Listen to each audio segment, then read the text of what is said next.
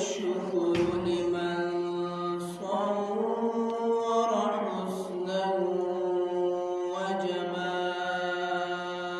وجمال فرد صمد عن صفة الخلق بريء أزلي خلق الخلق كمال ثم أشهد أن لا إله إلا الله وحده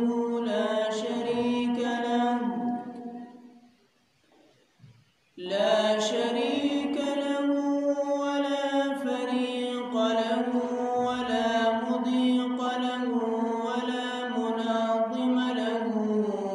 ولا مناظر له ولا مداني له ولا مثل له ولا مثيل له ولا تمثيل له ولا جد جهدلا ولا نديم نادم مناظم له ثم أشهد أن لا إله إلا الله وأشهد أن سيدنا ومؤيدنا مخدومنا منظومنا معصومنا جميلنا وأنورنا حسيننا وأحسننا ولينا وأولانا تقينا وأتقانا جديرنا وأجدرنا كبيرنا وأطهرنا سعد إلى سدرة المنتهى في ليلة المعراج كشف الدجى ثم نزل وبدل وأبت إلى سائر الورى أما بعد فأعوذ بالله من الشيطان الرجيم بسم الله الرحمن الرحيم إنا أنزلناه في ليلة القدر وما أدراك ما ليلة القدر ليلة القدر خير من 1000 شهر وعن ابن عباس رضي الله تعالى عنهما أن النبي صلى الله عليه وسلم قال التمسوها في العشر الأواخر من رمضان ليلة القدر في 9 تبقي في 7 تبقي في 5 أو كما قال عليه الصلاة والسلام إن الله وملائكته يصلون على النبي يا أيها الذين آمنوا صلوا عليه وسلموا تسليما اللهم صل على سيدنا مولانا محمد وعلى آل سيدنا مولانا محمد وبارك وسلم وصل عليه زما قابل احترام اوریدونکو ما ستاسو د وړاندې د قرآن حکیم فرقان حمید سوره قدر یو درې آیاتونه تلاوت کړو الہ العالمین د دې سورت شان نزول نبی علیہ الصلوۃ والسلام یو ځلې د بنی اسرائیل د دریو کسانو څلورو کسانو ذکر وکړو چې هغه څلور کسان نبی علیہ السلام فرمایي وای د الله تعالی اتیا کالا دس عبادت کړه دے چې فاغي کې دسترګې د رب په برابرۍ باندې هم د الله نافرمانی نه وکړي دغه شان د ورځې روزه او د شپې چې کله به د جهاد د غرغه جهاد تبدل چې کله به جهاد مقنون بیا به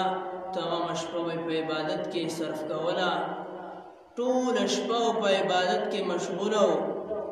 الله تعالی ته جړات تضرع عاجزین کې ساری صحابه ډیر حیران شو چې اتیا کاله دسترګو د رب برابرۍ باندې د الله نافرمانی نه ده کړې دا څومره بهترین خلکو نبی علیہ السلام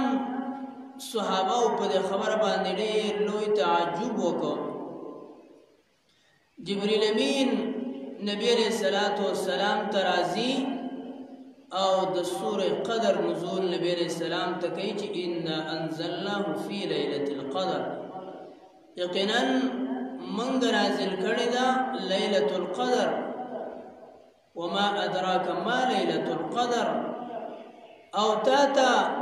سمعلومه ده چې ليله القدر څه شی ده نبی علیہ السلام ته د صحابه د تعجب په خبره باندې الہ العالمین د جانبنا آیاتونه نازلېدل شروع شو وما ادراک ما ليله القدر تا ته معلومه ده تا ته صفت ده چې ليله القدر دا څه شی ده الہ العالمین فرمای ليله القدر خير من 1000 شهر ليله القدر دا شپه چې د خیر ډیر غوره ده من 1000 شهر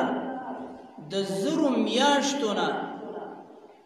مفسرین حضرات فرمایي د زرو میاشتونه د څه شي په اعتبار سره د عبادت په اعتبار سره چې په دې شپه کې تا عبادت وکړو نو الہ العالمین به تاره د زرو میاشتو عمره ثواب تعالی په دې باندې درکوي او رئیس المفسر عبداللہ ابن عباس سے فرمائی وَإِذَا كَانَ لَيْلَةُ الْقَدْرِ وَيَكَلَ چشپا دا لَيْلَةُ الْقَدْرِ شی تنزل الملائکة الذین هم سکانو صدرة المنتهى نوی دا شپی دا لَيْلَةُ الْقَدْر باندې نازلیگی اغا ملائک چه هغا اسیدون کی دا صدرة المنتهى دی اذ یغشى السدرة ما یغشى ما زاغ البصر وما طغى لکه څرنګه چې الہ العالمین فرمایي د سدرة المنتهى قرآن کې د هغه ملائکو ذکر کوي نبی علیہ السلام د معراج په موقع باندې چې براوخته او کم مخصوص ملائک چې د نبی علیہ السلام سره ملاقات وشو د نبی علیہ السلام سره ملاو شو نو الہ العالمین په قرآن کې هغه ملائک د سدرة المنتهى هم ذکر کړي دي او هغه مخصوص ملائک لکه څرنګه چې تمام ملائکو کې سلور ملائکو ته غورواله حاصل ده بیا په دغه سلور ملائکو کې الہ العالمین جبرئیل امین ته کوم غورواله ورکړه ده دا د هغه زید اوسیدلو د سدرة المنتهى کې جبرئیل امین اوسیږي منهم جبريل ومعهم ألوهية د دې سره جبرئیل امین وي مشر فرشتہ د سدرة المنتهى د فرشتو هغه جبرئیل امین وي نبی علیہ السلام فرمای او د دې ملائکه سره جنډي ور سره پشپه د ليله القدر باندې ينسب منها لواء على قبري نبی علیہ السلام فرمای اغه بهترین اوسیدون کې ملائک د سدرة المنتهى چې کله زمکه ترا کوزيږي دغه بهترین نورانی جنډې ورسره وي یو سړی وایي چې موږ خو ونه لیدل دا نورانی فرشتې دي د هغې لیدل زموږ دپاره په دې سترګو باندې موږ هغه نشو لیدلی یا دغه شانتې زموږ دا ګناهګارې سترګې دغه شانتې بدنظریانو باندې لتې پتې چې هغه بهترین جنډه د بهترین ملایکو په لاس لګېدلې وي نو هغه اولیاء الله او دغه شانتې اتقیا اصفیا الله ته غوره خلک او الله ته مقربین خلک هغه ویني نبی علیہ السلام فرمایي و جنډه زما په روضه مبارکه باندې علی قبر زما په قبر باندې ولګي ولواء علی بیت المقدس او دویمه جنډه دا بهترین ملائک او مقرب ملائک د سدرۃ المنتهى وای دا په بیت المقدس باندې ولګي او دریم نمبر ولواء علی مسجد الحرام او بل جنډه دا ملائک په مسجد حرام بیت الله شریف باندې ولګي ولواء علی طور سینا او بل جنډه دا ملائک په طور سینا غر باندې ولګي کم کی چې الہ الامین د موسی علیہ السلام سره هم کلام شوی فخر موسی صعقا د الہ الامین سره خبرې کولی او د الہ الامین د خبرو او د هغه دیدار برداشت موسی علیہ السلام ونکړ بیهوش پریوته ولا تدعو فيها مؤمنا ولا مؤمنه نبی علیہ السلام فرمای پدیش پابند چې دا ملائک د سدرۃ المنتهى نه راکوشي نو نه پرېږدي هیڅ یو مؤمن سړی او نه مؤمنه زنانه الا سلم علیه مگر په دغه ټولو باندې سلام وایي او بل روایت کې راځي چې مصافحه ورسره هم کوي الا مدمن الخمر واکل الخنزیر نبی علیہ السلام فرمایي د دوه قسمه کسانو سره دا ملائک نه میلاویږي په هغه باندې سلامونه نه غورځي د ټولو نه اول هغه کس چې هغه مدمن الخمر په شراب باندې همیشګيري کوونکی وي د شراب په حکم کې چرس پوډر وغیرہ دا غلط اشیاء نشویز اشیاء دا ټول پکې داخل دي چې هغه د دې عادي وي او دا نفري دی په دې باندې همیشګيري کوي نبی علیہ السلام فرمایي دا دومره بدنصیبه او شقی او بدبخت انسان دی چې په دې شپه باندې دا ملائک راکوشي دا روحاني مخلوق او د تمام امت مسلمه او د تمام مؤمنانو زنانه او سړو لپاره د خیر او د برکتونو دعاګانې غواړي وای دا بدبخت انسان په دې موقع باندې هم پاتې شي او دا ملائک په سلام ونه غورځي دا ملائک ول د رحمت او د برکت دعاګانې ونه غواړي او دویم نمبر نبی علیہ السلام فرمایو اکل الخنزیر هغه سړی چې هغه خنزیر ته حلال او د خنزیر غوښه خوري نبی علیہ السلام فرمایي دا دو قسمه کسان داسې دي چې دا ملائک د دې سره هیڅ قسمه ملاقات نه کوي او نه د سره میلاویږي نه دپاره د رحمت دعاګانې غواړي بل نبی علیہ السلام فرمایي حدیث قدسی د الہ الامین فرمایي ان الله تعالی یباهی ملائکة بالشاب العابد الہ الامین خپلو ملائکو ته ای زما ملائکو زه فخر کوم نن په هغه ځوان باندې او هغه عابد باندې چې په حالت د نوجوانۍ کې او د ځوانۍ کې هغه راغلی دی او ماته عبادت کوي روژه یې نیولې ده د لیلة القدر په شپه باندې قرآن تلاوت کوي ځان نوافل کوي ذکر و اذکار کوي الہ الامین ته په هغه نوجوان انسان په ملائکو په ټولګي کې په هغه باندې فخر کوي یباهی ملائکه ای زما ملائکو زه په هغه بنده باندې ستاسو د وړاندې فخر کوم هغه ماته دونه خوښ او مقرب دی چې الله تعالی په انسان باندې فخر کوي نو څومره بهترین انسان وي څومره غوره وي څومره مقرب وي الله ته فیقول الہ الامین فرمایي ایها الشاب التارک اے نوجوانا اے پری خودن کیا شهوته د شهوت پر لاجلی تا زما د وجنا تا زما سره د محبت د وجنا تا خپل خواهش پری هو المبذل شابه خپل ځواني خرج کې زما د پاره المبذل شابه خپل ځواني زما دپاره خرج کړې انت عندي کبعض ملائکتی تپ زما پنځ باندې د باز ملائکو په شان دي دومره اله الامین هغه نوجوان ته کم نوجوان چې په حالت د ځوانۍ کې اله الامین ته عبادت کوي اله الامین ته سر په سجده باندې کړي او دغه شانتي روزه په بهترین طریقې سره نسی ځکه خو شیخ سعدی با فرمایي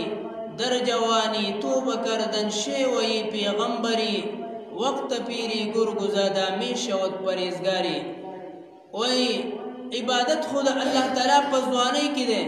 در جوانی توبه کردن شیوی پیغمبری په ځوانۍ کې د ګناهونو نه لاس وینځل د ګناهونو نه توبه کول اله الامین ته رجوع کول اله الامین ته توبه طائب کېدل وی دا کار د پیغمبرانو ده وقت فیری گرگزاده می شود پریزگاری او کله چې ته بوډا شي نو بیا خو هغه منظره او شرم خوم لاړ شي غار ته الله شروع کی چې د تمام هر سره نوځي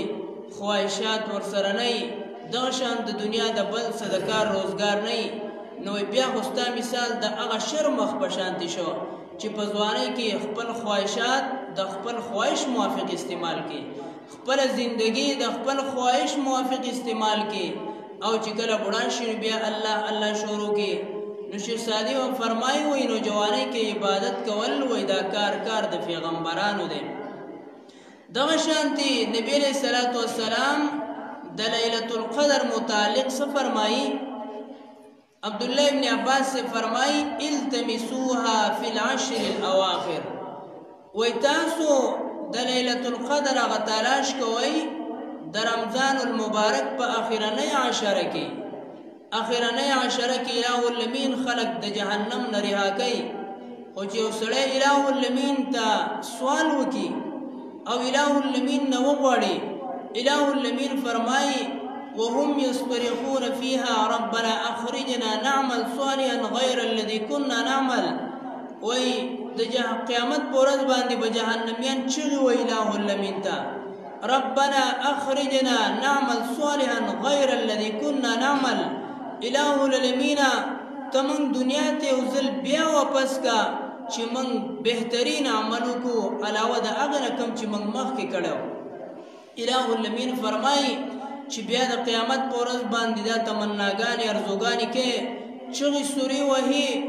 نو ته په دنیا کې ونن تا ته الله مقدر کړی دا ته ولې د هغې نه کار نه اخلي د هغې نه ولې فایده نه اخلي ځکه خو نبي علیه السلام بل حدیث کې فرمایي اغتنم خمسا قبل خمس پنځه شیزونه د پنځو نه مخکې غنیمت وګڼه شبابک قبل حرمک خپل ځواني تاله چې الله تعالی کوم ځواني درکړې ده وای دا ځان سره غنیمت وګڼه مخکې د بوډاوالي نه وحیاتک قبل موتک او دا خپل زندگی تاله چې الله کوم زندگی درکړې وای دا غنیمت وګڼه مخکې د مرګ دراتللو نه چې کله مرګ راشي او بیا ته افسوسونه کوي چې کاش ما رمضان کې عبادت کړی وای ما لیلة القدر شپه کې عبادت کړی وای اله الامین فرمای بیا ستا هغه افسوسونه او جړاګانې تاله کار نه درکوي نو نبی علیہ السلام فرمای وای دا بهترین شپه چې دا وای دا تاسو طلب کوئ د رمضان المبارک په اخرنۍ عشره کې نو الله تعالی موږ له زندگی هم را کړې ده او دغه شانتي نوجوانی هم را کړې ده او فراغک قبل شغلک او فراغت غنیمت وګڼه مخکې د شغل نه وای چې کله ته مشغول شي دنیاوي کارونو کې او دغه شانتي دنیاوي لانجو کې نو وای ځان سره دا فراغ ټیم او دا فارغ ټیم وای دا ځان سره غنیمت وګڼه مخکې د مشغولتیا نه وصحتک قبل سقمک او ځان سره دا صحت دا غنیمت وګڼه مخکې د بیماری دراتلو نه چې بیماری راشي بیا ته د الله عبادت په هغه طریقه نشي کولی کم چې په حالت د صحت یابۍ کې ته کولی شي نبی علیہ السلام وایي دا ځان سره غنیمت وګڼه او پنځم نمبر وغناءک قبل فقرک وایي ځان سره مالداري دا غنیمت وګڼه مخکې د غریبۍ د راتللو نه بیا به د یو په در کې ولاړې کله به د بل په در کې ولاړې نو بیا بستا هغه عبادت نه وي کوم چې تا په حالت د مالدارۍ کې کولی شو. نبی علیہ السلام فرمایي وایي چې کله اله الامین تاسو له دا 15 شیزونه درکړي وای نو دا مخکې غنیمت وګڼئ د ځان سره. نو د رمضان المبارک په آخرنو شپو کې نبی علیہ السلام فرمایي وایي تاسو دې تلاش کوئ فی تاسعة په نهمه باندې. نبی علیہ السلام فرمایي په یو کم دېرشتمه شپه باندې تاسو د دې تلاش کوئ. او دغه شانتې نبی علیہ السلام فرمایي سابعة په 28مه شپه باندې او خامسة په 15مه باندې. بعض روایتونو کې دا راځي نبی علیہ السلام فرمایي وایي تاسو د لیلة القدر هغه تلاش د رمضان په آخرنۍ عشره په اتاق شپو کې کوئ چې 21مه ده 23مه ده 15مه او 28مه یو کم 30مه شپه د نبی علیہ السلام فرمایي وایي تاسو د دې تلاش په دې اتاق شپو کې کوئ. اله الامین د رمضان المبارک په دې میاشت کې یا په دې آخرنۍ عشره په اتاق شپو کې دا لیلة القدر دا شپه ولې پټه ساتلې ده؟ اله الامین سلور شیونه داسې دي چې اله الامین هغه پټ ساتلي د خپلو بندګانو نه. د ټولو نه اول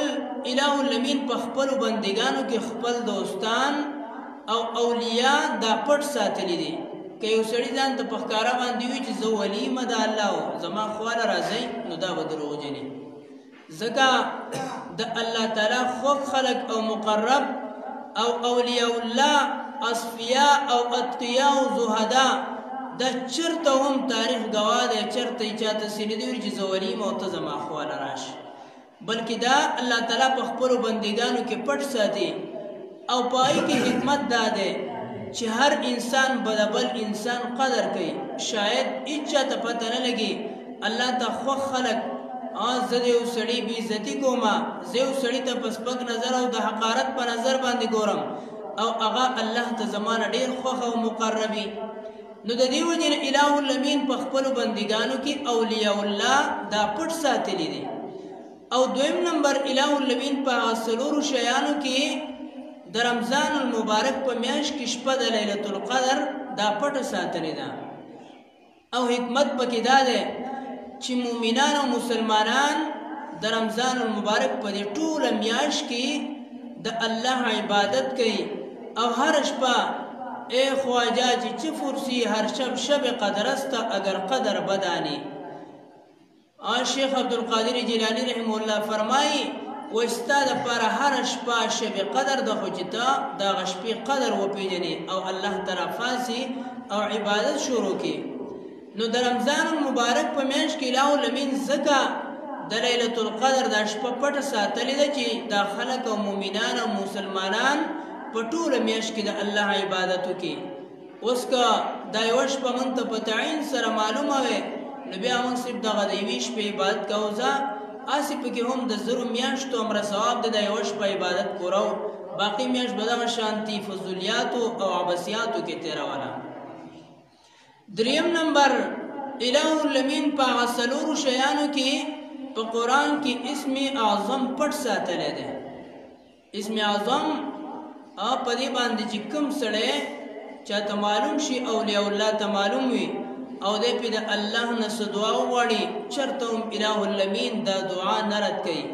لکه څرنګه چې بني اسرائیلو کې بلعم بن باوره ته اسم اعظم یادو او د الله نه به چې څه دعا هم د اله الامین به هغه دعا قبلوله. مستجاب الدعواتو ټول خلک به بلعم بن باوره پسې راخلاصو وی زما ته دا مشکل دی الله نه دعا وغواړه چې الله دا مشکل حل کړي. چا څوک به راغی ما ته دا بیماري د الله نه دعا وغواړه چې الله دا بیماري ښه کړي. دغه شانتې بل یو پریشان حاله به راغی د الله نه دعا وغواړه چې زما دا پریشاني حل کړي. نو هغه بلعم بن باوره ته دغه اسم اعظم یادو او هغه ته معلومو مستجاب الدعواتو. نو اله الامین په قرآن کې اسم اعظم پټ ساتلی دی ځکه چې مؤمنان او د نبی علیہ السلام امتیان د الف لام نه والا تر والناس پورې تمام قرآن تلاوت کوي. که اوس موږ ته دغه اسم اعظم معلوم وي صرف به هغه موږ ویله باقي قرآن به موږ تر کړی و. نو الله تعالی پدې کې دنه دغه حکمت یې خیره چې مؤمنان او مسلمانان به د تمام قرآن تلاوت کوي. او څلورم نمبر نبی علیہ السلام فرمایي د جمعې په ورځ کې یو ساعت د چې الهو الامین هغه پټ ساتلی دی. علما پکې مختلف اقوال لري. سو کوئی د دو خطبو په منځ کې دا ټیم دی، سو کوئی نه د اذان نه مخکې ټیم دی، سو کوئی د اذان او د اقامت په منځ کې دا کم ټیم دی. دا دی مختلف اقوال له بعض علما پکې د 100 نه زیات اقوال ذکر کوي په دې ټیم کې. چې هغه کم ټیم دی د جمعې په ورځ کې چې الهو الامین په دغه ټیم کې د انسان دعا قبلوي او دغه دعا د انسان نه رد کېږي. نو الله تعالی ځکه دا پټ ساتلی دی چې انسان او مؤمن په دې تمام ورځ کې د الله نه دعاګانې غواړي. او بعضې علما پکې حافظو علی الصلوات والصلاة الوسطی منځني نه څه مراد دی الله تعالی دغه پټ ساتلی دی. الله تعالی په خصوصیت سره اے مؤمنانو تاسو حفاظت کوئ، حافظو علی الصلوات والصلاة الوسطی، اے مؤمنان تاسو تمام منځونو حفاظت کوئ. او الصلاة الوسطی دا یو سره بالخصوص ذکر کړی دی. 5 منځونو کې خو ټول رااله، لیکن الهو الامین اوس د دې نه څه مراد دی؟ الهو الامین دا کوم موږ ته فرمایي؟ نو الهو الامین دغه پټ ساتلی. علما پکې مختلف اقوال لري، لیکن هر یو کس د خپل رای موافق فیصله کړې ده. یو هم په یقین سره دا نشي چې بالکل دا ده او دا مونږ دی او بل نه دی. نو دغه مونږ هم الله تعالی پټ ساتلی چې مؤمنان او مسلمانان د 5 وخته منځونو حفاظت کوي او دغه شانتي د هغې په صحیح طریقې سره ادایګي کوي. نو دا 4 شیان الهو الامین پټ ساتلی. په هغې کې شپه د لیلة القدر هم ده، شپه د لیلة القدر هم ده. بعض علماء کرام فرمایي وی لکه علامه قرطبي شو، دغه شانتي نور مفسرین حضرات فرمایي وی لیلة القدر کې 9 حروف دي او کله چې 9 لپتین کې ضرب ورکړي نو دا 27 شي. نو هغه پکې دا یو حکمت بیانوي چې په دې لیلة القدر کې 9 حروف دي او کله چې د 9 لپتین کې ضرب ورکړي 27 شي. نو اکثر علما فرمایي چې شپه د لیلة القدر هغه دغه د 27 شپه ده، لیکن په یقین سره څوک هم نشي ویلی، ټول د خپل رای موافق فیصله کوي. نو د دې وجې نه موږ ته پکار د نبی علیه الصلاة والسلام متعلق راځي وایي کله به چې د رمضان المبارک آخري عشره شروع شوه، یجتهدو فی العشر الاواخر ما لا یجتهد فی غیره. وایي نبی علیه السلام به د رمضان المبارک په آخرنۍ عشره کې په عبادت کې دومره کوشش کاوه ما لا یجتهد فی غیره چې په دې نورو 20 ورځو کې به دونه کوشش نه کاوه. یعنی دا اکثرا نبی علیہ السلام ټولې رونکولې د الله په عبادت کې د قرآن په تلاوت کې نبی علیہ الصلوۃ والسلام به دا صرف کولې. نو معززو دغه بهترین ټیم الهو الامین موږ او تاسو ته راکړی دی چې د دې شپې هغه عبادت الهو الامین د 1000 شپو د عبادت نه غوره ګرځولی دی. خیر من 1000 شهر ورته ویلی دی. صيغه د اسم تفضیل استعمال ده په نسبت سره غیر ته، یعنی ډېر زیات غوره دی او بهتر دی د 1000 شپو نه د الهو الامین په نسبت باندې. نو په دې کې د الله عبادت د قرآن تلاوت لول خو غوره خبره ده چې سړی د باقي شپې ټولې هارون کې خو که یو سړی دغه نشي کولی نو کم از کم د 2 بجو نه بعد د 1:30 نه بعد چې هر سړی راپاڅي د قرآن په تلاوت کې دغه شانتي په نوافلو کې په ذکر او اذکار کې دا مشغولی. نبی علیہ السلام بل روایت کې فرمایي وایي کوم یو سړی چې په دې شپه کې د قرآن په تلاوت کې دغه شانتي د الله په عبادت کې په نوافلو کې په ذکر او اذکار په څه کې ځان مشغوله کړی نو وایي الهو الامین د جانب نه دا کم ملائک د سدرة المنتهی نه راځي نو وایي دغه ملائک هم په دې سړي باندې سلام وایي او دغه شانتي سلام هي حتی مطلع الفجر. قرآن هم په دې باندې ګواه دی دا کم ملائک چې راشي نو تر د سبا د راختو پورې د اذانونو پورې دا ملائک په ځمکه باندې ګرځي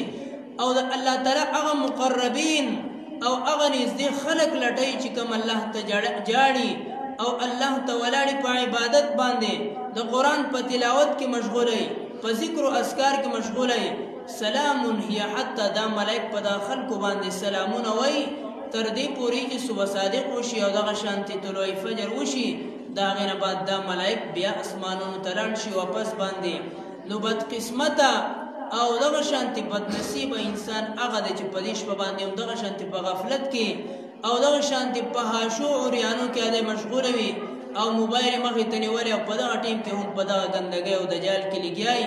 او دغه بهترین ټیم د دنه دغه شانتي عباسیاتو او لغویاتو کې لاړ شي نو هر سړی کوشش وکړي چې د باقي شپې سره سره د الله تعالی عبادت وشي او دغه شانتي تمام امت مسلمه لپاره د خیر دعاګانې د خپل ځان لپاره د خیر دعاګانې وغواړي واخر دعوانا الحمد لله رب العالمين اللهم إني أسألك عفوا تحب العفو فاعف عني اللهم نقنا من الخطايا كما ينقي الثوب الأبيض من الدنس اللهم اغسلنا خطايا بالماء والثلج والبرد اللهم احسن عاقبتنا في الأمور كلها